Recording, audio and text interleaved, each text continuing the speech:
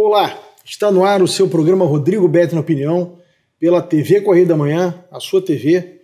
E hoje nós temos uma convidada muito especial. Esse programa estava cheio de homem, só vinha homem aqui. Resolvi convidar uma mulher para a gente falar um pouquinho de política. Nossa deputada federal Clarissa Garotin, pré-candidata ao Senado pelo Rio de Janeiro. Clarissa, é uma honra ter você aqui. Bethlen, eu que agradeço o convite, é um prazer estar aqui com você, com todos que assistem e nos acompanham aqui pela TV Correio da Manhã. E para esse bate-papo aí com um olhar um pouco feminino agora, né? Tá precisando, porque aqui estava cheio de homem, veio um monte de homem aqui, então agora a gente está começando a ter um pouco mais, agora tem que ter uma sequência feminina, né? Tem que incentivar, engajar a participação das mulheres. Exatamente. Clarissa, você tem sido muito atuante em Brasília, você tem conversado muito com os políticos, tem vivido muito o clima de Brasília e... eu te acompanho pelas redes sociais, eu sei que você é eleitora do Bolsonaro, né?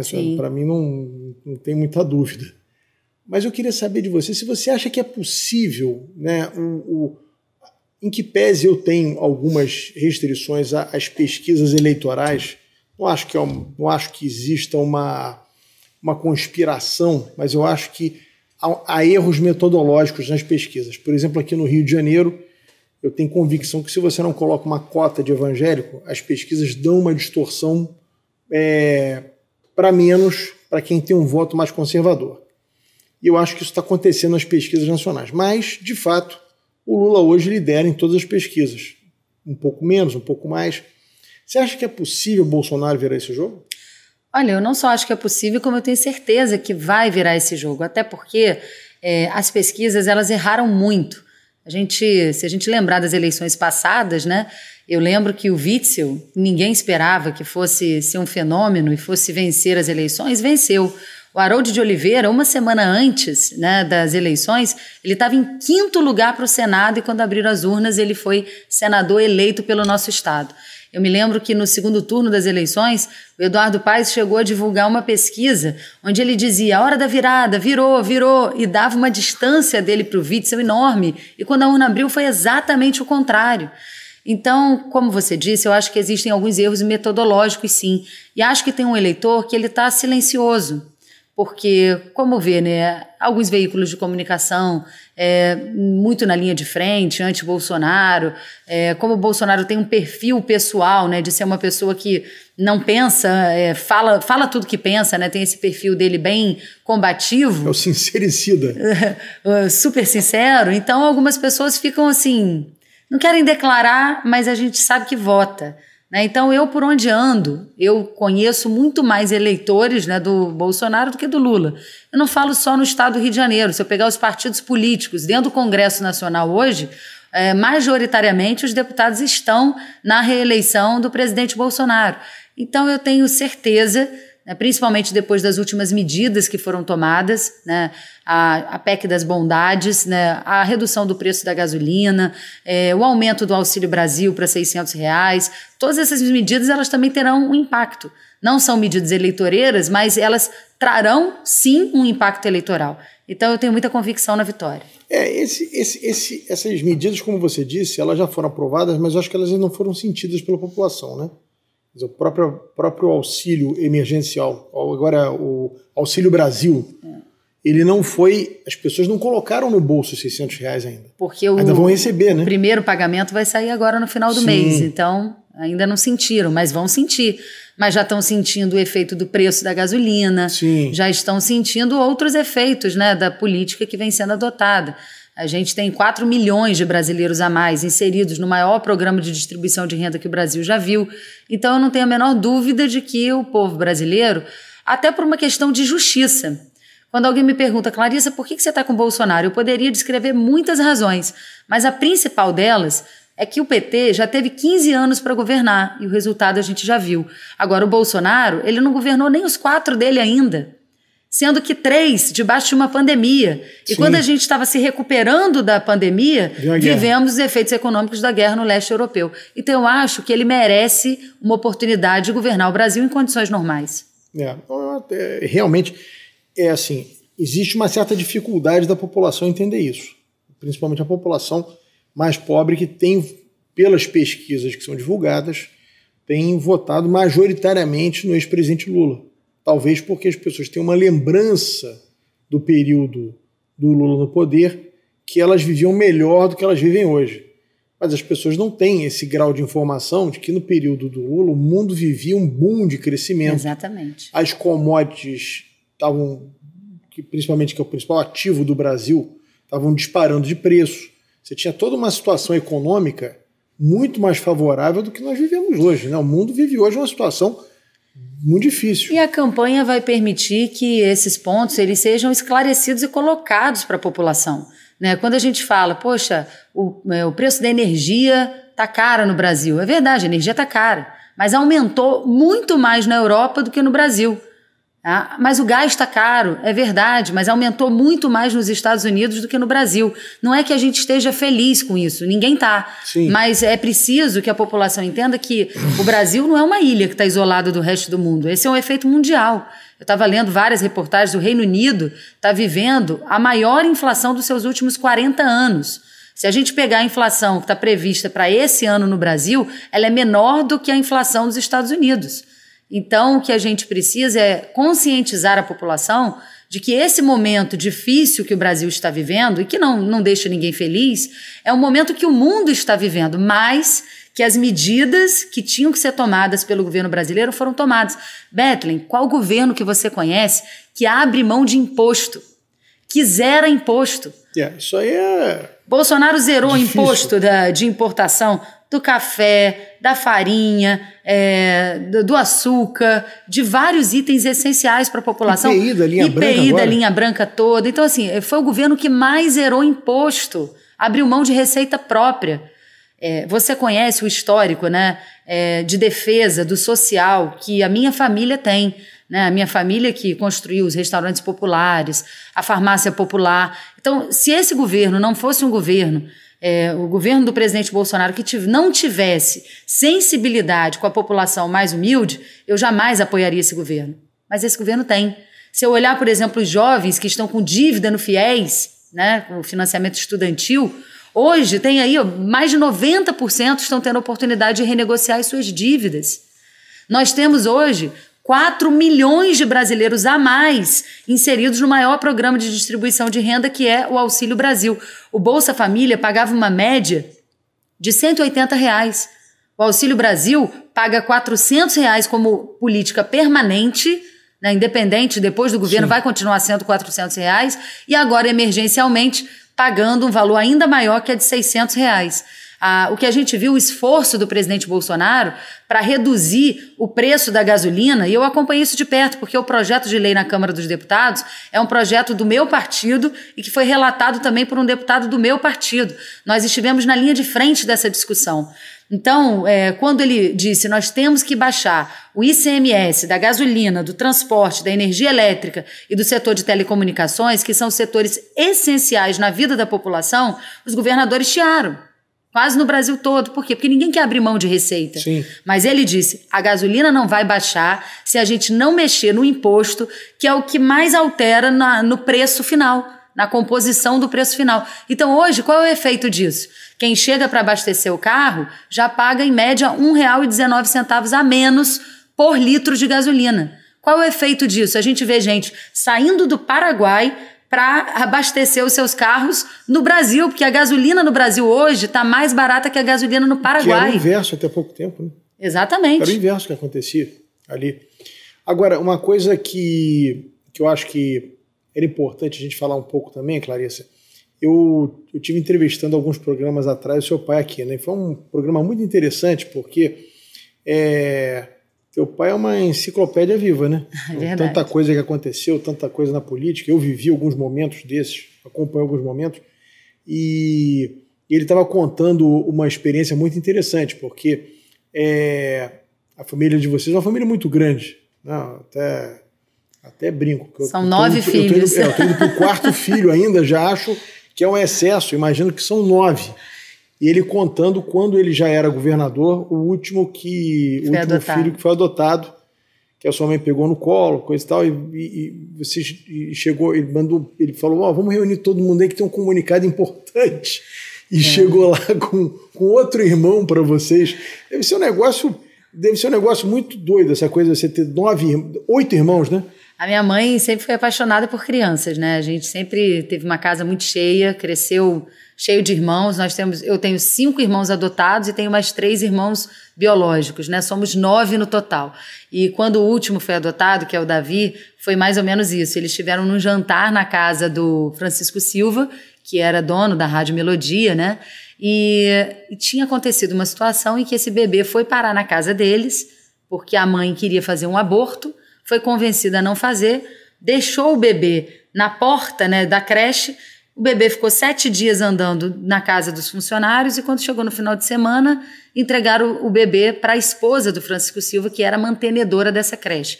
Ela levou para casa, teve um jantar lá e quando a minha mãe estava conhecendo a casa junto com ela e outras mulheres, ela viu o bebê, aí falou, nossa, que bebezinho lindo. E ela falou, olha, ele tem 7 dias e contou a história dele. E ela falou, olha, eu já estou com uma certa idade, meus filhos já estão todos grandes, casados, eu e o Chico não temos mais idade para cuidar de um bebê tão pequeno, eu estou procurando uma família para adotar. Minha mãe pegou o bebê, levou no colo, chegou lá fora, já contou a história toda para o meu pai e já ligaram para a gente, ó, reúne todo mundo, espera, a gente tem uma novidade. Quando a gente chegou em casa, a novidade era que a gente tinha um novo irmão. Então, essas coisas assim, né, são bem interessantes e a gente sempre foi uma família, nesse ponto, muito unida, né? Independente se é biológico ou se é adotado. Você e o Vladimir entraram para a política, né? Você, deputada, foi vereadora, enfim, você foi deputada estadual, deputada federal, e o teu irmão já foi deputado federal e agora prefeito de Campos. Nenhum outro irmão teve vontade de entrar para a política? Não. Os 9? 7 escaparam desse vício? 7 escaparam. Eu comecei muito nova, né? Porque, primeira filha, meus pais começaram muito jovens na política, então meu pai ia para reunião partidária, minha mãe acompanhava e eu ia junto. Eles iam para uma manifestação, para uma carreata e estava eu lá. O meu primeiro discurso num palanque, eu tinha 12 anos de idade. Então, acabei acompanhando muito a vida deles, mas sempre nos bastidores, participando, né, da organização de partido, já liderei juventude partidária, até o dia que eu fui vereadora, né, na cidade do Rio, decidi me candidatar, e a juventude se reuniu e falou, olha, você é o nome que vai unificar a nossa juventude. E eu fui candidata, fui uma das mais votadas aqui na capital, comecei minha trajetória política na capital, depois, 2 anos depois, fui deputada estadual, depois deputada federal, a mulher mais votada do Brasil, e depois fui reeleita deputada federal. Então, eu acho que, diante de toda essa trajetória, né, já entrando aqui um pouco no assunto da minha pré-candidatura ao Senado... Isso eu ia perguntar agora, mas pode perguntar você mesmo, não tem problema. Muita gente pergunta, Clarissa, por que você aceitou esse desafio do partido de ser candidata ao Senado? Eu acho, Bethlen, que eu já cumpri... É que você tinha uma eleição federal, imagino eu, olhando de fora, você tinha uma reeleição para deputada federal, na minha opinião, muito tranquila. Você, com o apoio da sua família, teu irmão é prefeito em Campos, você é muito conhecida, você tem uma base em várias cidades do estado. Eu imagino que você tivesse uma eleição muito bem resolvida para deputada federal. Para o Senado já é uma vaga só, uma eleição majoritária, né? Você vai concorrer contra pessoas que já estão em campanha há algum tempo. É uma decisão corajosa. O que você está falando tem todo sentido, porque... Quando você bate uma pesquisa, por exemplo, no Norte, no Noroeste, né, eu estou em primeiro lugar tanto para federal quanto para estadual. Então, ninguém pode dar certeza de nada, porque certeza a gente só tem quando a urna abre. Sim. Mas se fosse para deputada, estadual ou federal, eu teria uma eleição bastante tranquila, né, bem organizada, eu estou entre as primeiras ali do partido. Mas quando o partido me deu esse desafio, né, me lançou esse desafio de ser candidata ao Senado, eu pensei, por que não? Eu já cumpri praticamente todas as etapas do legislativo, né? Vereadora, deputada estadual, deputada federal, reeleita deputada federal. E eu acho, Bethlen, que o Rio precisa fortalecer a sua representação no Senado. Nós tivemos muitos senadores, eu não vou dizer todos, mas nós tivemos muitos senadores que quando chegaram ao Senado se comportaram como deputados. Qual a diferença entre um deputado federal e um senador? É que o deputado, ele representa uma parcela da sociedade, Sim. representa um grupo de opinião, uma causa, uma bandeira. E o senador não, o senador ele representa o Estado, os interesses Exato. Do Estado do Rio de Janeiro. E, infelizmente, a maioria dos senadores que o Rio de Janeiro teve, no passado principalmente, se comportaram como deputados de mandato, né? Um deputado que levantava uma ou outra bandeira. Sim. E não tinham capacidade de discutir os grandes temas do Estado. Então esse é um dos motivos pelos quais eu quero ir para Brasília, para mostrar que o Rio de Janeiro ele não é mais um estado na federação. O Rio de Janeiro é um estado que a nossa capital já foi capital da República por quase 200 anos. Existe uma dívida histórica do Brasil com o Rio de Janeiro, porque toda vez que eu chego em Brasília, que eu estou andando de avião, quando eu olho para baixo, eu olho aquele plano piloto, eu olho aquela Praça dos Três Poderes, aqueles ministérios, aquilo tudo é economia, aquilo tudo é emprego, aquilo tudo saiu do Rio de Janeiro. Sim. Quando o Rio de Janeiro perdeu a capital e foi para Brasília, as compensações que foram prometidas ao Rio de Janeiro nós nunca recebemos até hoje. É verdade. Então, nós não somos um estado qualquer. Nós somos um estado que foi capital da República durante 200 anos. Nós somos capital cultural e política desse país. Então, o Rio de Janeiro não pode ser tratado como simplesmente mais um estado. Quando a gente vai renegociar a dívida do Rio de Janeiro, que o acordo que foi feito lá atrás por governos anteriores, na minha visão, foi um acordo equivocado. Por quê? Você pega uma dívida que está aí de 180 bilhões, parcelada, né? Que a gente hoje não paga essa dívida. O acordo era, você não vai pagar por 3 anos, pode renovar esse prazo por mais 3. Passado esse prazo, você vai pagar a parcela do mês vigente e uma parcela do mês anterior. Ou seja, sem que nada tenha mudado na economia, Sim, nem nas fontes de arrecadação, o Estado que não conseguia pagar uma parcela tem que pagar 2, simultâneas. O Rio de Janeiro hoje só não quebrou graças à caneta do presidente Bolsonaro, que permitiu a reestruturação do plano de recuperação fiscal do Estado do Rio de Janeiro, e por causa da venda da SEDAI, porque a venda da SEDAI, nesse momento, né, encheu os cofres do Estado de dinheiro, mas quando esse dinheiro acabar, a economia do Estado vai voltar a ser o que era. Esse dinheiro é finito, ele não é um dinheiro que você tenha a todo momento. Não é uma receita. Né? É um dinheiro para investimento, você não pode, tanto que você não pode botar ele em custeio, você não pode usar ele para aumentar salário, para aumentar, enfim, aumentar o número de escolas, de creches, de hospitais, porque é um dinheiro finito, né? Exatamente, você não pode criar não pode criar um investimento com verba carimbada, um programa com verba carimbada, Sim, porque ele vai acabar. Mas o que eu estou querendo dizer com tudo isso é que quando a gente vai tratar da negociação da dívida, é preciso lembrar que o Brasil tem uma dívida com o Rio de Janeiro. Isso tem que ser colocado na mesa. Tem que ser colocado na mesa que nós temos aqui o maior ativo de imóveis federais.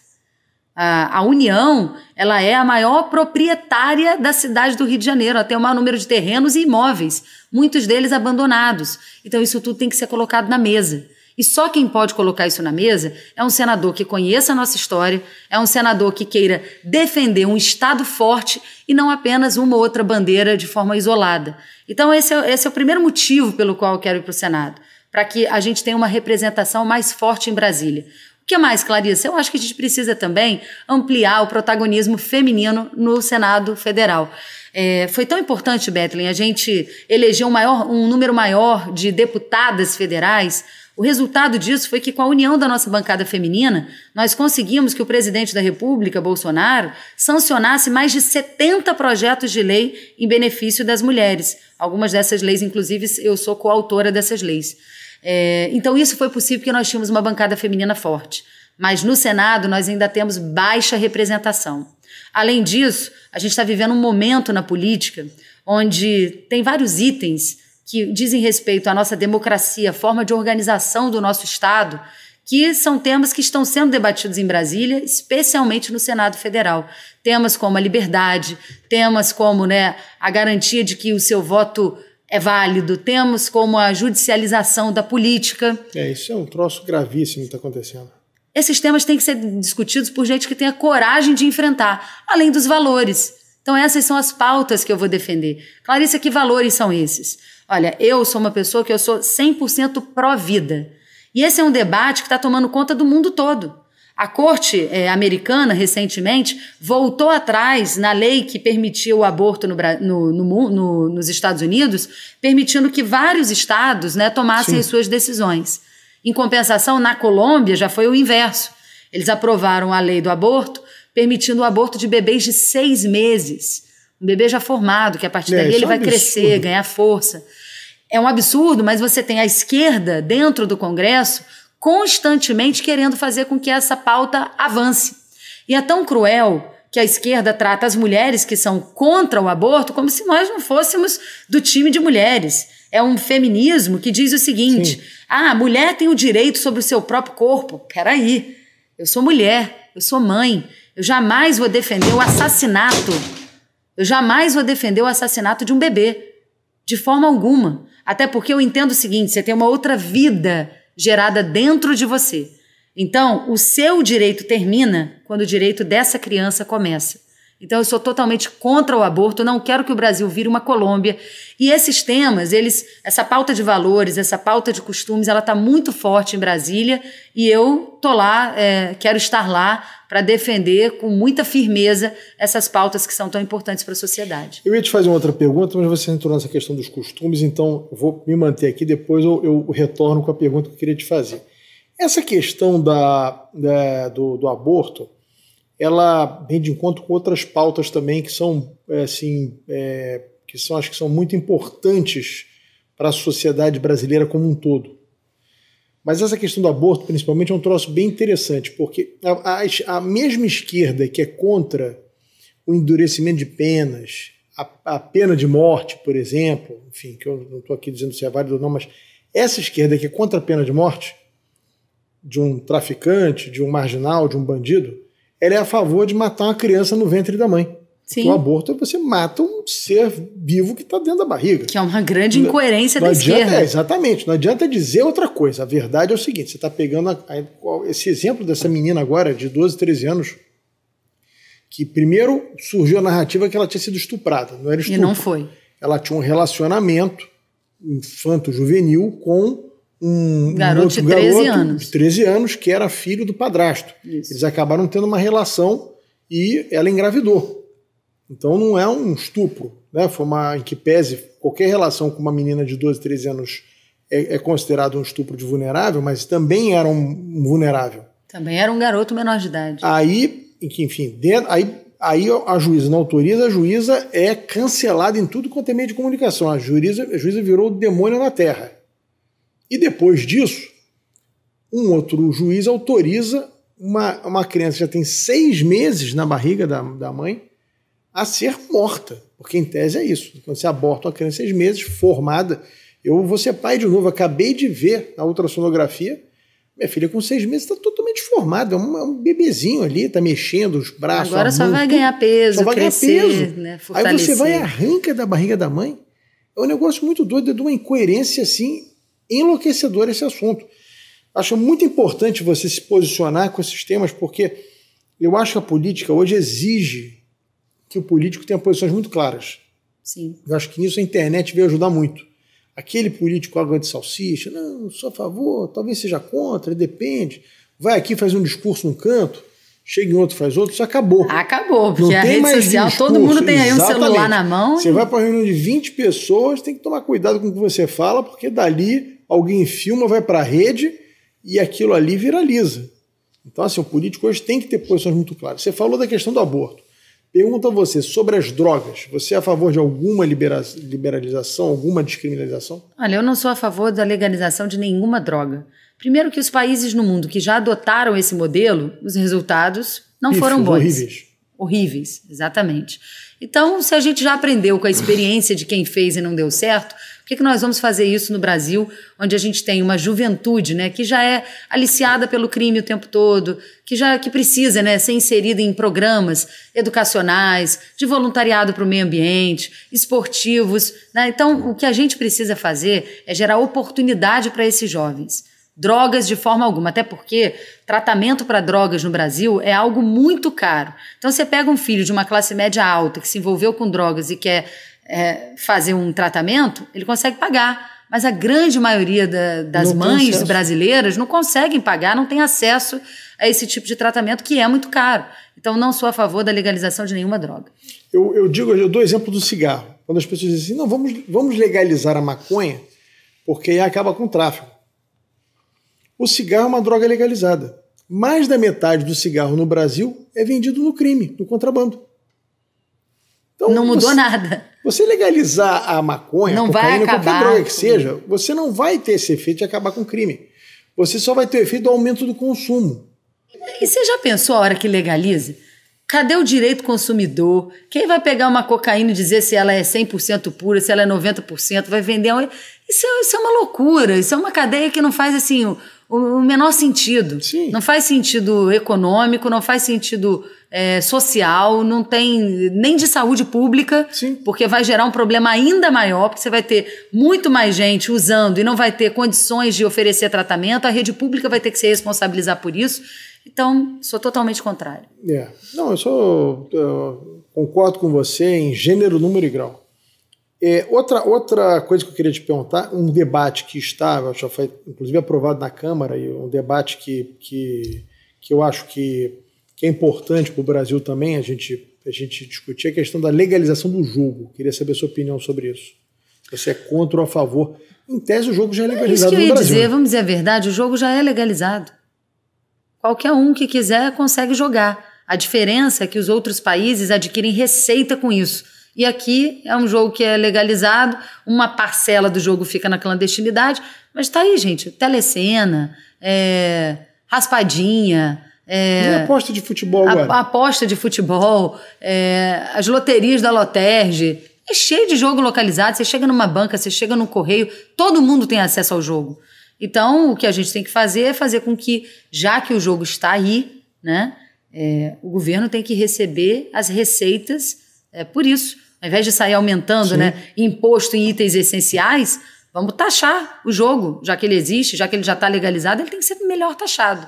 Sem dúvida. As pessoas hoje saem do Brasil, os ricos, para jogarem, por exemplo, aqui do lado, no Uruguai. Vão jogar no Paraguai, quem tem um pouco mais de dinheiro vai para Las Vegas, enfim, vai para outros lugares, enfim. Eu também acho que é uma tremenda hipocrisia você não legalizar o jogo no Brasil. Não vejo sentido nisso. Ou você proíbe tudo, ou você efetivamente legaliza. Qual o problema do Rio de Janeiro? Tem um cassino, por exemplo, ali na região portuária, para incrementar aquela região que acabou ficando, enfim, por enquanto está natimorta. É verdade. Não saiu do lugar. Não encontrou ainda uma vocação, Não encontrou a vocação, exatamente. Outra coisa que você falou, eu acho que tem muito sentido, eu vejo nos políticos, agora um pouco menos, mas eu acho que o Rio perdeu muito, porque como a gente era a capital do Brasil, os políticos do Rio de Janeiro tinham sempre uma mentalidade muito dos temas nacionais, das questões internacionais, e os outros políticos de outros estados, eles tinham sempre uma visão mais bairrista. Sim. Então você via os deputados assim, mais votados, mais influentes aqui do Rio de Janeiro, discutindo a Amazônia, discutindo questões completamente alheias aos problemas do Rio de Janeiro, não que não sejam importantes, mas dando prioridade a outros temas nacionais e não vocalizando essas questões que você levantou com muita propriedade. O Rio de Janeiro perdeu muito com a saída da capital e com a fusão também.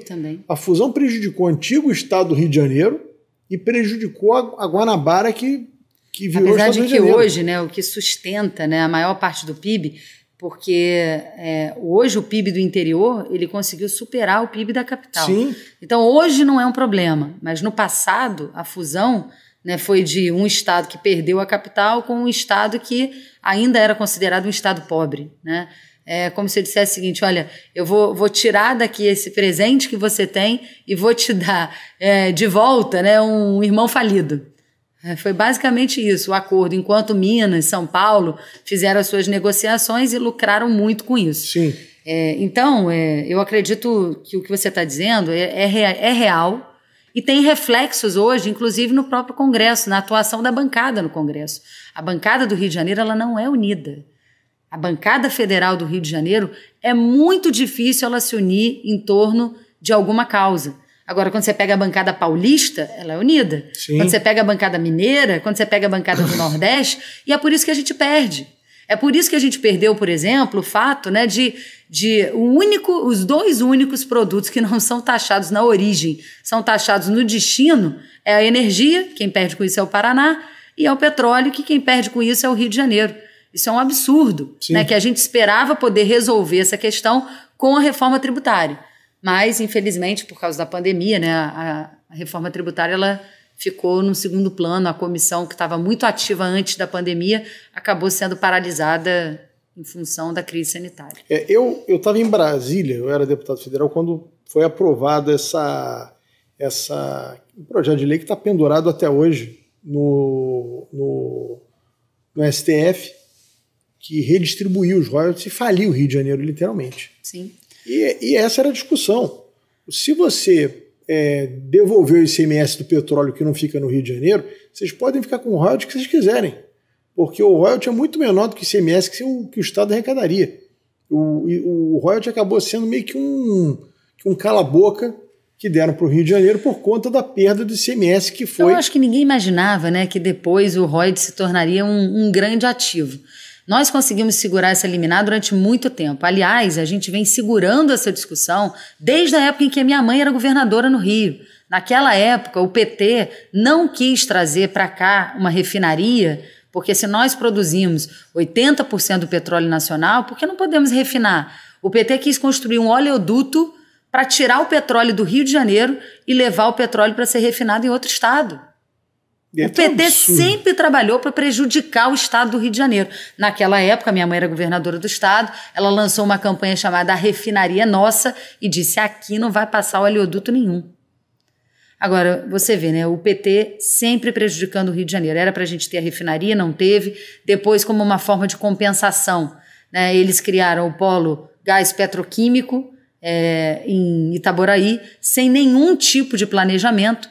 Aquilo ali já deu um prejuízo de mais de 40 bilhões à Petrobras sem produzir uma única gota de petróleo. É absurdo aquilo ali. Agora o presidente Bolsonaro transformou no polo Gás Lube, está transformando, né, aquele investimento para que não haja uma perda total em investimento de gás, né, transformou a planta, né? A planta, né, para que pudesse ser aproveitada. Agora, se a gente parar para pensar, quando alguém fala assim, Clarissa, por que você apoia Bolsonaro? Eu tenho tanto motivo para dizer por que eu apoio Bolsonaro. Gente, a Petrobras está aqui no nosso estado. O que o PT fez com a Petrobras, a roubalheira. O problema é o seguinte, corrupção pode acontecer em qualquer lugar. Dentro da sua casa, Bethlen, você não consegue controlar o que todos os seus filhos fazem. Às vezes, quando você vai descobrir uma arte lá, já está feita. Sim. Então, mas o problema é que o PT... ele parece que institucionalizou a corrupção. Parece que era um governo feito para roubar. Então, se você tinha 15 diretorias da Petrobras, indicada por 15 pessoas diferentes, as 15 roubando. Aquilo ali era uma loucura. A Petrobras chegou a alcançar a marca da maior dívida corporativa do mundo no governo do PT. Como é que eu posso aceitar um negócio desse? Uma falta de planejamento, um superfaturamento. A refinaria Abreu e Lima, que estava orçada para custar 2 bilhões, no final custou 10 vezes mais. Então, quando eu paro e lembro, né, daquelas... E para piorar, era para refinar petróleo da Venezuela, porque a gente produz petróleo pesado. O petróleo da Venezuela é um petróleo mais leve. Então, sabe, quando eu lembro desse histórico, das malas cheias de dinheiro, dos dólares na cueca, do líder do PT no Senado tentando comprar silêncio de delator, quando eu lembro de tudo isso, eu falo, é esse Brasil que eu quero reviver? É nesse Brasil que eu quero que o meu filho cresça? Mas de forma nenhuma. Ah, mas a inflação é muito ruim, está prejudicando o mundo inteiro, não é só o Brasil. O efeito é mundial. O efeito é no mundo todo. Então, o importante é que as medidas estão sendo tomadas, impostos estão sendo gerados, medidas de distribuição de renda estão sendo tomadas. Outro dia, sabe, alguém virou para mim e falou assim, não, mas o Lula é o pai dos pobres. Eu falei, por que é o pai dos pobres? Ele falou, não, porque ele criou o Bolsa Família. Eu falei, deixa eu te contar um negócio. Primeiro que ele não criou o Bolsa Família. Ele deu um nome. O Bolsa Família é a junção do Vale Gás, do Vale Alimentação, do Vale Educação, do governo Fernando Henrique. Ele juntou todos os vales e chamou de Bolsa Família. Agora, sabe quanto o Lula gastou com Bolsa Família? 360 bilhões. Sabe quanto os bancos ganharam com o Lula? 4 trilhões. É o pai dos pobres ou é o pai dos bancos? Agora, se a gente parar para pensar, o Bolsa Família também trocou de nome. Agora virou Auxílio Brasil. Os bancos estão fazendo abaixo do Senado pela democracia contra o Bolsonaro. A piada, mas sabe por que os bancos estão fazendo isso? Os bancos estão fazendo isso porque, através do Pix, que foi um grande ganho para toda a população, através do Pix, hoje a gente faz transações bancárias muito rápido, sem pagar taxa, sem pagar tarifa. Sabe quantos bancos deixaram de ganhar com isso? 40 bi. Uma fortuna. 40 bilhões os bancos deixaram de ganhar. Claro que eles têm que fazer manifesto contra o Bolsonaro. Então, para mim, as questões elas são muito claras. Eu sou uma pessoa nacionalista, eu defendo que a Amazônia é nossa, essa história de internacionalização, que a Amazônia é de todo mundo, não, a Amazônia é nossa. O Brasil ele tem um papel muito importante na produção de energia, na produção de alimento para o mundo, né? Nós temos um grande ativo que é a Amazônia e a gente precisa de governos nacionalistas, patriotas, que cuidem do nosso patrimônio, porque ele é o nosso ativo para negociar na política internacional. Sim. Uma coisa que as pessoas não lembram é que, apesar do royalty ter continuado aqui, ou não terem conseguido tirar o royalty do Rio de Janeiro, o PT, quando muda o regime de concessão, que era feito na época do Fernando Henrique, os leilões das áreas, né, das bacias de petróleo por concessão para o regime de partilha, o Estado passa a não ter mais a participação especial. Ele perde o royalty. Sim, foi lá atrás. Pouca gente lembra disso, pouca gente sabe disso, mas no fundo, quando o PT faz a mudança do regime de concessão para a partilha, ele tira a participação especial dos estados, o estado mais afetado é o Rio de Janeiro, porque ele fica com um pedaço do óleo. Quer dizer, a União ganha mais, concentra mais poder na União e tira dos estados. Isso pouca gente sabe disso. Olha, o que você está falando é uma verdade e é o que eu estou dizendo. O PT sempre fez muito mal ao Rio de Janeiro. Aliás, né, se a gente olhar para os governos do PT que nós tivemos aqui, todos foram um desastre. Então o PT é um partido especialista em fazer oposição, mas não é um partido que governa muito bem, não. Na hora de governar, a história é outra, né? É bem diferente. Clarissa, se você pudesse assim nominar o primeiro projeto que você, senadora, pudesse fazer, qual seria a primeira coisa que você faria? Olha, eu virei pré-candidata em menos de uma semana. Então ainda não defini qual vai ser o meu primeiro projeto. Mas a discussão da PEC da reparação, que eu iniciei na Câmara dos Deputados e que foi paralisada durante a pandemia, eu quero retomar esse diálogo no Senado, que é o ambiente apropriado para isso, porque é o local onde a gente discute os problemas dos estados. A PEC da reparação é a PEC que pedia a divisão do Fundo Constitucional de Brasília com o Rio de Janeiro. Que fundo é esse, Clarissa? Quando Brasília foi formada, era uma capital, um estado novo, né? Um distrito novo que estava nascendo, que ainda não tinha condições de ter arrecadação própria, né? Então, foi criado o Fundo Constitucional para ajudar na construção de Brasília. Só que já passaram 50 anos, Brasília continua tendo esse Fundo Constitucional. Maior renda per capita do país. Esse fundo, só o fundo, fora as receitas diretas que hoje Brasília já tem, só o Fundo Constitucional de Brasília, ele é maior do que a receita corrente líquida de 14 estados brasileiros. Então, o que eu propus lá atrás, né? Que a PEC da reparação ia repartir esse Fundo Constitucional por 10 anos, metade do fundo ficaria com Brasília, como uma forma de tirando a sua dependência, metade do fundo ficaria por 10 anos com o Rio de Janeiro, como forma de nos compensar pela perda da capital, e depois de 10 anos esses recursos eram distribuídos. Então, quando a gente pensa assim, por que a polícia de Brasília tem o maior salário do país? Por que os bombeiros de Brasília têm o maior salário do país? Porque eles têm um fundo constitucional que custeia tudo isso. Pode não ser essa a melhor forma de reparar, mas o fato é que nós temos que discutir a reparação.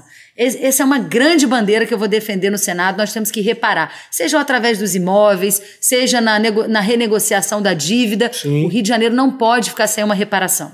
Porque o processo de transferência de capital é um processo que você pode concordar ou discordar, mas em vários lugares do mundo ele aconteceu.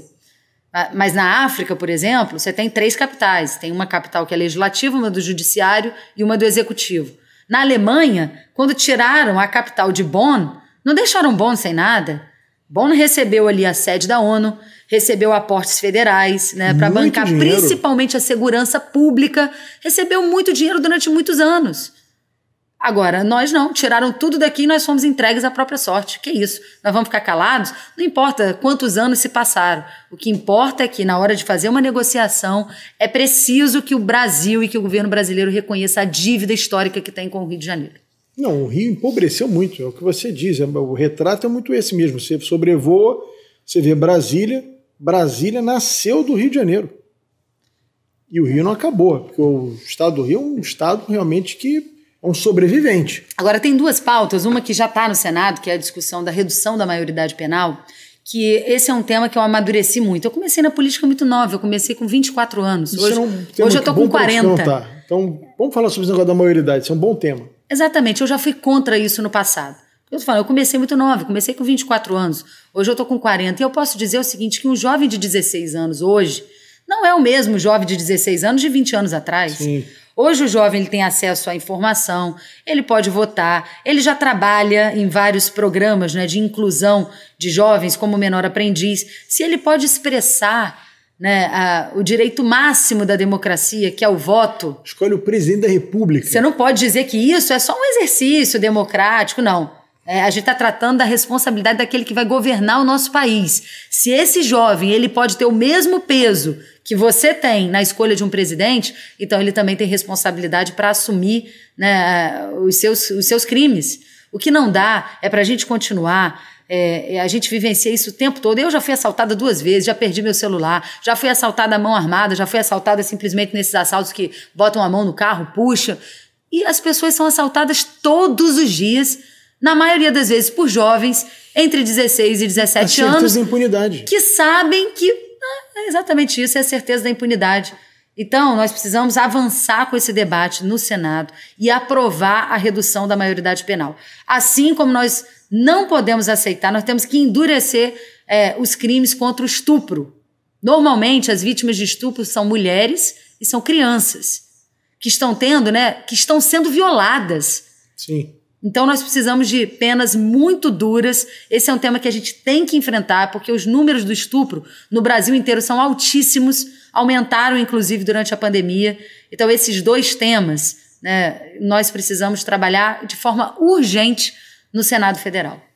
Eu acho que essa questão da redução da maioridade penal é um assunto também que a gente precisa sair desse campo ideológico e discutir isso com muita seriedade. Sim. Porque foi o que você disse, a certeza da impunidade.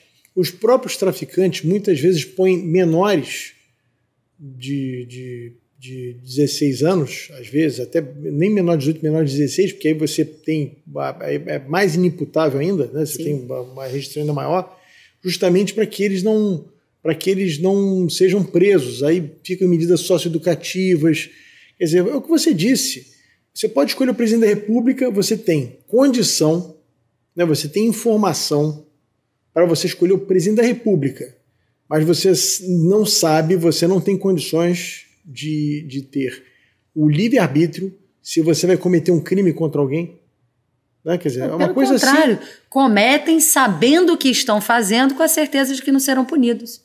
Eu acho que esse tema é fundamental. Eu acho que é uma defesa de algo que você pode contribuir muito para... Aliás, eu acho que essa legislação penal nossa tem que ser um pouco rediscutida como um todo, né? Essa questão Eu fui secretário de Ordem Pública e eu vivi muito essa questão da contravenção penal. Aí você... É uma coisa assim, dá pena do trabalho da polícia em alguns casos. Eu lembro que a gente fazia uma operação ali no Maracanã para impedir que aqueles flanelinhas que ficam ali, o cara vai parar o carro, aí o cara exige R$20 na porta do sujeito, se não der R$20... O cara volta, às vezes o carro está arranhado, o pneu está vazio, quase que uma extorsão aquilo ali.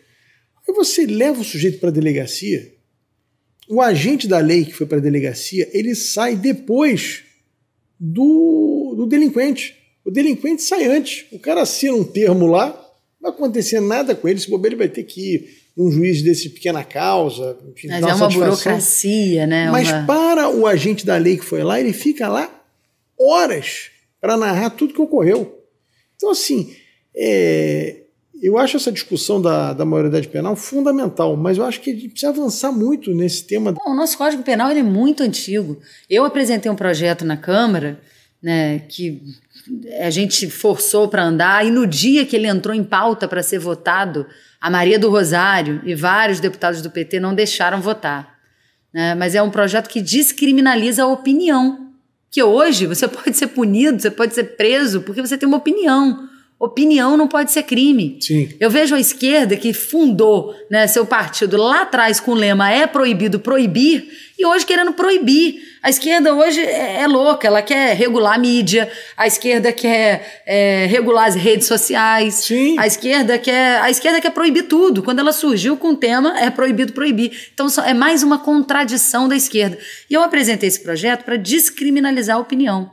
Se eu tenho algo contra você, se eu não gostei do que você falou, se eu achei que você me caluniou, me ofendeu, você tem esfera cível. Exatamente. Você tem esfera cível para recorrer. Criminal, realmente, eu já cansei de processar pessoas que eu achei que eu tinha sido difamado, eu fui procurar os meus direitos na justiça.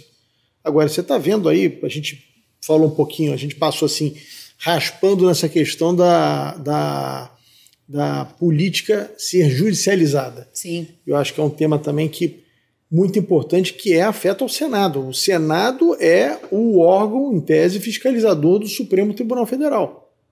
Mas que muitos senadores que têm problemas na justiça respondem aonde? Respondem no Supremo.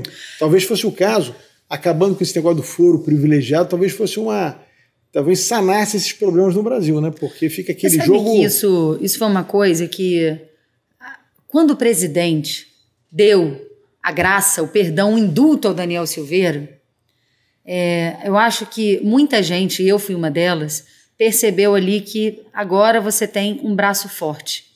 Porque a sensação, eu já pedi desculpas públicas ao Daniel Silveira, eu já dei entrevistas falando sobre isso, porque, olha, eu fui punida por um juiz porque eu disse numa entrevista que ele era muito poderoso e exercia um poder muito grande sobre o Tribunal de Justiça do Rio de Janeiro. Ele achou que isso era uma ofensa, entrou com um processo contra mim, eu pago a ele até hoje, vem descontado no meu salário. Na verdade, eu só perdi porque eu perdi a revelia. Meu advogado, não sei, né, se estava comprado ou não, Sim, não me defendeu. Então eu perdi porque eu fiquei sem defesa. Eu vi o garotinho ser tirado de uma eleição de governador, onde ele estava indo para o segundo turno, por um suposto crime de opinião, onde ele denunciou um juiz do alto da tribuna da Câmara dos Deputados, onde ele tem imunidade total da palavra, e foi o mesmo advogado, ele também perdeu a revelia, ser retirado de uma eleição onde ele estava indo para o segundo turno das eleições por um suposto crime de opinião. Ali que deu espaço para o vídeo. Então, quando veio a questão do Daniel Silveira, o que eu imaginei naquele momento? Olha, infelizmente, contra a justiça não há braço forte. E aí, tudo muda quando o Bolsonaro dá o indulto e dá a graça. Porque ele demonstrou para o Brasil inteiro, para a classe política inteira, que não haveria omissão. Porque todos se omitiram. Sempre quem tinha que brigar com a justiça, brigava sozinho. Minha família brigou sozinha durante muito tempo. Então, quando a gente viu essa postura do presidente, isso nos deu a esperança de que a democracia está se consolidando, de que a gente, de fato, está avançando para que a divisão dos poderes ela seja respeitada. Nós não podemos aceitar que o Supremo Tribunal Federal legisle no lugar do Congresso Nacional. Sim. Cabe ao Congresso legislar. Aí o Supremo diz, não, mas é porque às vezes tem tema que o Congresso demora a decidir. Mas se demora é porque não tem unidade. Se demora é porque os temas são polêmicos, é porque a sociedade está dividida. Não pode simplesmente o Supremo Tribunal Federal pegar o papel que constitucionalmente pertence ao Congresso e dizer, ou então a Justiça fazer o que fez. Condena o Lula, mostra todas as condenações do Lula, tem um monte de coisa ali provada, e depois, quando interessa, agora vou absolver o Lula, porque 5 anos depois, é a única forma de tentar tirar o Bolsonaro do poder. Então, essa judicialização da política, Supremo é Deus. Supremo só Deus. Nenhum juiz ele está acima do bem e do mal, o juiz também erra, também se equivoca. O que não dá é para... Eu não sou a favor de nenhuma ditadura. O mundo tem exemplos de várias ditaduras, ditadura de esquerda, ditadura de direita, mas a pior ditadura é a ditadura do judiciário, porque se escondem debaixo de uma toga e acham que podem fazer o que quiser. Aliás, Rui Barbosa já dizia isso, né? Que o pior dos poderes quando é o judiciário, porque contra ele não há quem modifique. Né? O legislativo, você aprova alguma aberração, você vai no judiciário e você pode ter algum tipo de mudança na aberração que foi aprovada. O judiciário... É tão escandaloso, Bethlen, que você sabe qual é a pena máxima de um juiz? O juiz ser aposentado. A aposentadoria compulsória com 100% do seu salário garantido. Mas que coisa é essa? Que punição é essa? Que você se aposenta mantendo 100% do seu salário? Isso então, é um negócio, uma excrescência. Essas discussões elas precisam avançar com velocidade. Porque antigamente o Congresso ele tinha receio de votar qualquer tema que tratasse do judiciário. com receio de uma perseguição política, com receio de uma retaliação. Então, quando o presidente Bolsonaro ele dá o indulto ao Daniel Silveira, mais do que o que representa o Daniel Silveira, foi a demonstração de que o Brasil tem alguém que comanda o país e que não vai deixar que qualquer absurdo seja cometido aqui dentro. Sabe, Clarissa, eu acho que a gente do Brasil, eu fico muito impressionado. Eu mal conheço o Daniel Silveira e confesso que eu concordo com muito pouca coisa que ele fala. Mas eu acho que no Brasil, quando eu vejo jornalistas amigos meus, quando eu vejo juízes, promotores que eu conheço, que eu tenho respeito, que eu tenho admiração, defendendo esse tipo de aberração. A minha filha mais velha estuda direito. Quando chegou em casa, que ela não entendia nada, porque ela estava justamente fazendo direito constitucional. Como é que um juiz, no caso um ministro supremo, ele julga um processo que ele é vítima do processo? É o caso do processo do Daniel Silveira, em que o Alexandre de Moraes mandou prendê-lo. O Alexandre é vítima do processo que ele julga. Eu dei esse exemplo sem entrar no mérito, né, de se você concorda ou não. Não, eu dei o exemplo porque hoje esse foi o exemplo mais emblemático. Mas é aí que eu queria chegar. Eu dei o exemplo para falar da postura do presidente, a demonstração de força que ele deu naquele momento. Mas o problema é o seguinte, quem é realmente democrata tem que defender que o maior idiota que você conhece tem o direito de falar o que ele quer. Essa é a real democracia, você conviver com as opiniões adversas.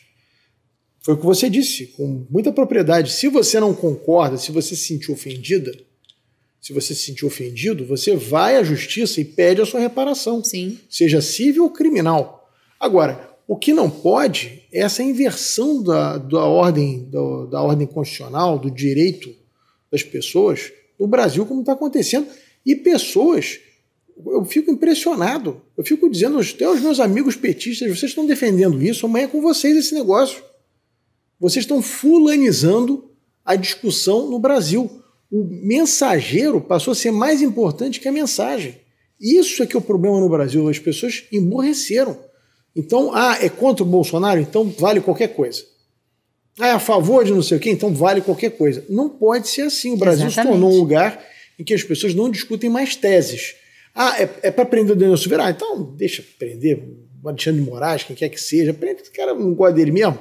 Só que o Daniel Silveira, amanhã a Maria do Rosário, depois de amanhã é o fulano de tal, Ciro Gomes, por aí vai. Verdade.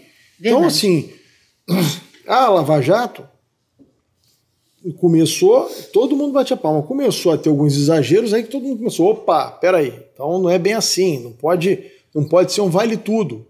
Então, assim, eu acho que o grande problema no Brasil, e você como uma política influente e disputando uma eleição majoritária para o Senado, a gente precisa discutir mais teses no Brasil. A gente perdeu o foco das coisas que são importantes. A gente está fulanizando esse processo contra o Daniel Silveira. Roberto Jefferson tem uma situação interessantíssima. Eu até conversando aqui com o deputado Marcos Vinícius, que é o atual presidente do PTB aqui no Rio, ele está elegível, ele não está condenado, ele pode ser candidato ao que ele quiser. Sem sair de casa, olha que loucura. Só que ele não pode exercer os direitos políticos dele, porque se ele for candidato, ele não pode dar entrevista. Não pode aparecer na televisão, não pode sair de casa. Ele não pode gravar um vídeo na rede social, ele não pode fazer nada. Então veja que loucura que nós instituímos no Brasil. E esse tipo de coisa que está instituído no Brasil com grande parte da imprensa batendo palma para isso, grande parte dos formadores de opinião batendo palma para isso.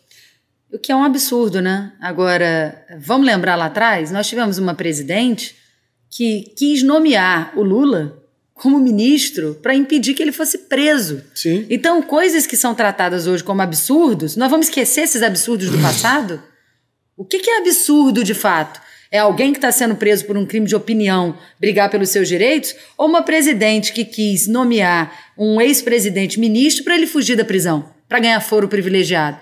Então, quando a gente compara, não tem comparação. É muito fácil escolher um lado.